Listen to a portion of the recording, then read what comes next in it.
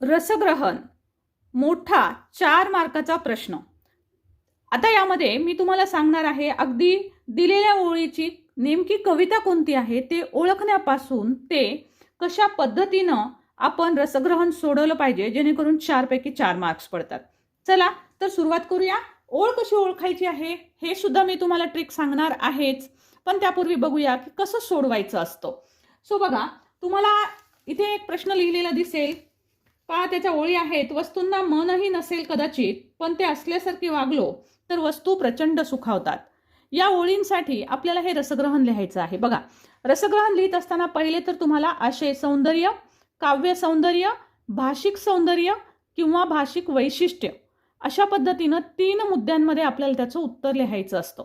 आता पाहूया आशय सौंदर्यामध्ये नेमकं आपण काय लिहायला पाहिजे। तर पहा, या आशय सौंदर्यामध्ये जसं इथं तुम्हाला दिसेल कवितेचं नाव लिहिलेलं आहे, कवितेचे कवी लिहिलेले आहेत। तशाच प्रकारे कविता जी आहे ती कुठल्या काव्य संग्रहातून घेतलेली आहे हे जर तुम्ही पाठ करून ठेवलं आणि ते जर लिहिलं तर जास्त उत्तम। म्हणजे कवी, कवितेचं नाव, कवीचं नाव, कवितेचा जो काही विषय असेल तो विषय, काही अगदी एखाद्या वाक्यामध्ये, आणि काव्यसंग्रह, एवढ्या गोष्टी आपल्याला ह्या आशय सौंदर्यामध्ये लिहायच्या आहेत। आता काव्य सौंदर्यामध्ये आपण नेमकं काय लिहिलं पाहिजे ते बघूया। आता काव्य सौंदर्यामध्ये बघा, प्रामुख्यानं कवितेमधला जर तुम्हाला अलंकार माहिती असेल तर तो आपण इथे लिहू शकतो। कवीनं ज्या काही विविध कल्पना मांडलेल्या आहेत, म्हणजेच कवीनं त्याच्यामध्ये नेमकं काय सांगितलेलं आहे, त्या ओळींमध्ये नेमकं काय विचारलेलं आहे, काय त्यांना सांगायचं आहे, आशय, तो आशय जो आहे तो आशय आपल्याला इथं लिहिणं अपेक्षित असतो। म्हणजे एक्झॅक्ट ओळींचा जो अर्थ असतो तो आपल्याला काव्य सौंदर्यामध्ये लिहिणं अपेक्षित असतं, लक्षात घ्या। सो ज्या ओळी तुम्हाला दिलेल्या आहेत, आता त्या ओळी कोणत्या कवितेतल्या आहेत हे कसं ओळखायचं हे पण मी सांगणार आहे, ट्रिक सांगणार आहे। त्या ज्या ओळींचा अर्थ आहे तो याच्यात आलाच पाहिजे। त्यानंतर भाषिक सौंदर्य। आता भाषिक सौंदर्यात आपण काय लिहायचं असतं तर पहा, याच्यामध्ये भाषाशैली नेमकी कोणती आहे। म्हणजे बघा, बऱ्याच वेळेस काय होतं, ग्रामीण भाषेमध्ये कविता लिहिलेली असू शकते, काही संवादाच्या स्वरूपामध्ये असू शकते, तर काही चित्रांच्या स्वरूपामध्ये असू शकते। तर अशा प्रकारे कोणता भाषाशैली आहे, अलंकार कोणता आहे, ह्या सर्व गोष्टी ज्या आहेत भाषेच्या सौंदर्याबाबत, भाषेच्या वैशिष्ट्यांबाबत, तर त्या आपल्याला ह्याच्यामध्ये लिहिणं अपेक्षित असतं। जसं इथं लिहून दिलेलं आहे पहा, मुक्त शैलीमध्ये आहे ही कविता, त्यामुळे इथं लिहिलेलं आहे भाषिक सौंदर्य।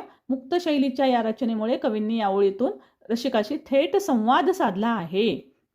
तशाच प्रकारे याच्यामध्ये नेमका आशय काय आहे तो पण दिलाय पहा। जसं की कवी असा संदेश देतात की वस्तू आणि माणूस यातील स्नेह संबंध आपण जपायला हवा, अशा प्रकारे। आणि विशेष म्हणजे लिहिताना सुद्धा पहा, हे जेव्हा तुम्ही लिहाल त्यावेळेस हा इकडच्या बाजूला स्पेस सोडून द्या। याच पद्धतीनं तुम्ही जर लिहिलं तर तुम्हाला हा फॉर्मॅट, तुम्ही हाच फॉर्मॅट वापरायचा आहे, तुम्हाला पैकीच्या पैकी मार्क्स पडतील। यामध्ये मी तुम्हाला आणखी उदाहरण दाखवणार आहे। आणि जर तुम्हाला सर्वच कवितांचे रसग्रहण पाहिजे असतील तर मला कमेंट बॉक्समध्ये यस मॅडम सर्व रसग्रहण द्या अशा प्रकारे तुम्ही मला टाईप करून पाठवा। ॲटलिस्ट यस मॅडम एवढं तरी टाईप करून पाठवा, म्हणजे तुम्हाला सर्व कवितांचे रसग्रहण हे मी तुम्हाला लवकरच देण्याचा प्रयत्न करेन। आणखी एका कवितेचं रसग्रहण दाखवते आहे, आश्वासक चित्र।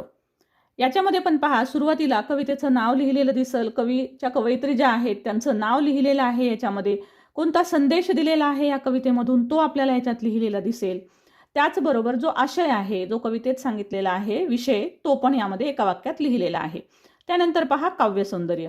तर काव्य सौंदर्यात जसं मी तुम्हाला सांगितलं की आपण काव्य सौंदर्यात काय लिहायला पाहिजे, तर अलंकार, कल्पना, आपल्या विविध विषय किंवा विविध भावना आणि एक्झॅक्ट कवितेतल्या ओळींचा अर्थ, तर तो इथे तुम्हाला लिहिलेला दिसेल।